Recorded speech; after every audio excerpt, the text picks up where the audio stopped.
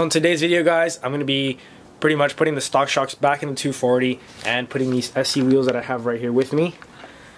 Now, for those of you who know me, you guys know that I am like a sucker for stock wheels, if that makes sense. I know that's really weird, but I love like stock wheels. I don't know why. Like when I got my 240, all I wanted to do was just slam it on these wheels, like these stock SC wheels. But I came up on some nice like 17s, and I ended up running with 17s. But I really always wanted to have these. I know it kind of doesn't look good, and the fitment would just have been horrible, but I just think it looks so cool. And then with the hard body right here behind me, I was thinking of, instead of running these 15x10s, getting like some stock Titan rims and putting those on, because they are stock rims. And they're just, I don't know, I have something like with like stock rims that they're just, I like them. And I also was thinking of getting rid of the 17s and putting on some 18s, some 350Z 18s, because they just look super cool. But that's not the point of why I'm lower, or why I'm like raising it. That feels really weird. I've never said I'm gonna raise a car. I've always lowered my cars, and I've never in my life like raised up a car. It's kind of weird. But at the time when I got my car, I just wanted to slam it and make it look cool, and I didn't really care about like quality. So I bought some used Godspeed coilovers, and just recently it like snapped in half. I haven't really like, I didn't even take it out of the car because I have to daily the car. I drive to school. That's like I said, that's my only running car. So I just had to like adjust the preload or the shock. The preload all the way to like super soft setting, and slam the car just so the strut wouldn't actually come out. And I know it's really sketchy. I know. I'm not driving the car right now. It's the weekend. And I just did that just for like the week.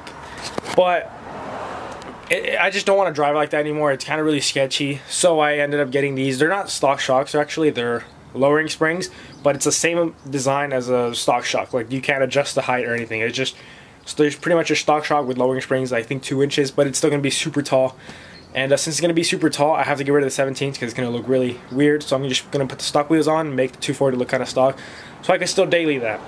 And yeah, you guys, if you guys are watching this because of the 240 content, I would recommend like skipping the video like for a minute or two, because I'm going to talk about the hard body. But yeah, I posted a video, I believe like 3 days ago, reaching out to you guys to see if you guys can help me out fix this turd. And I'm actually really surprised. Like 100 of you guys were commenting on the video and trying to help me, which I'm like beyond like I'm super thankful that I have you guys to try to help me. And if this was how it should have been with you guys, like I would have fixed it already.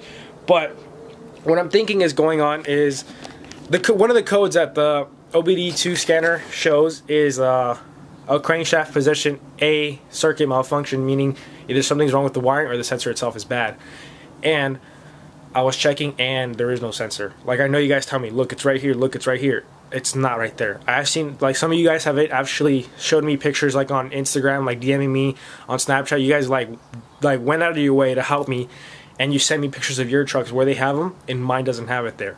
So what I'm thinking is either this truck was auto and someone manual swaps it with the pre-95 tranny, or it was manual and the tranny probably blew or something and they just put a pre-95 tranny.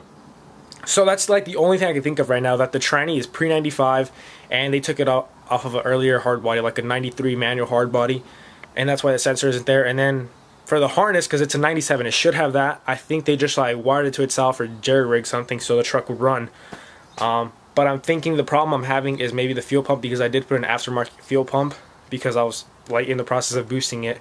So I'm going to try to pull off the bed, not today, but pull off the bed, put the stock fuel pump back in, and see if that fixes it. If that doesn't fix it, then I'm just going to part it out, because I'm done with it. I need like an actual reliable car. Like I said, I have the 240 to daily, and that's not that much of a reliable car. That's why I'm also raising it, so just so it's more, reliable. But that was a lot more that I wanted to talk, but that's just for those of you who are going to be interested or like, on what's going on with the truck.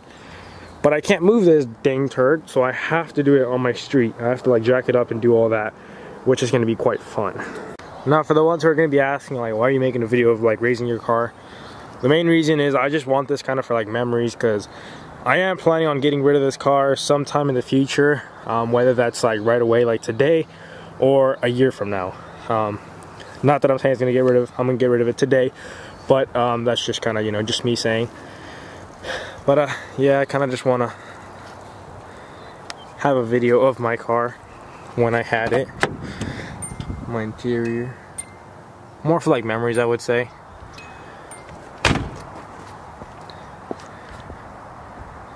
It's pretty much like a stock car. Like, there's not really much done to it besides tint and coilovers and rims. That's pretty much it. But I mean, I don't know, I've always wanted a 240. It's my dream car. Finally got one at the age of 16, I think. So it was pretty cool. I enjoyed owning this car, but I'm thinking I need something more reliable. Look how broken it is, guys. Like,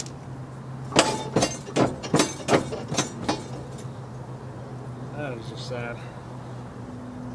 Alright guys, I don't know why my camera is super fogged up, but as you can see, it is now dark. I couldn't get the spacer off. I don't know, like, it was just not, you know, not happening. So I had to cut it. I don't know if you guys can see that. So yeah, I hope to never, ever in my life have to use spacers again. This time I said I'll use spacers just to get decent fitment, because I didn't have wheels that fit like flush. So I went with spacers, and thank God that one's off. Hopefully I don't have problems. I got that one loose over there, but I haven't really taken it off, so I don't know how that's gonna go.